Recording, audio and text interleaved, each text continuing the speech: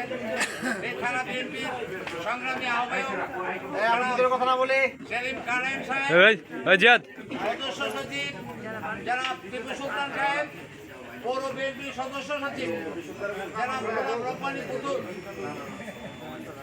তারা আজকে আমাকে এই পর্যন্ত এই সম্মানে ভূষিত করেছেন।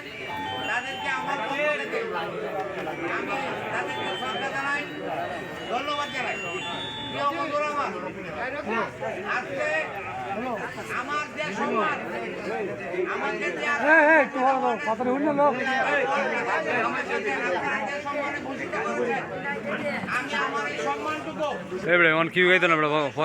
সম্মানটুকু আমি দলের উপর উৎসর্গ করলাম, দলকে আমি দান করলাম। আমি সভাপতি হয়েছি যে আমার এটা দলের বিজয়।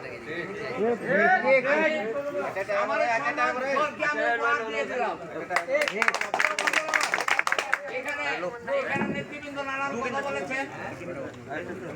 আমি বলতে চাই, বিগত 17 বছরে আমরা এই বালিকা বিদ্যালয় কেন কোনো স্কুলে আমরা প্রবেশ করতে পারি নাই, বাড়িঘরও থাকতে পারি নাই।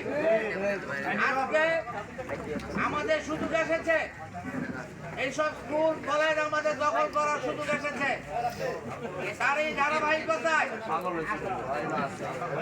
ধারাবাহিকতায় আজকে আমি মোহনগঞ্জ পাইলট বালিকা উচ্চ বিদ্যালয়ের একক কমিটির সভাপতি নির্বাচিত হয়েছি। আমি পরিষ্কার কণ্ঠে বলতে চাই, যেসব কথা উঠে এসেছে, কোনো বকাটে ছেলে, কোন হিরোইন বাবাপুর ছেলে, কোন কোন মেয়েকে উদ্ধার করতে পারবে না, সেটা কঠিন হস্তে দমন করা হবে। আমি পরিষ্কার ভাষায় আরো বলতে চাই,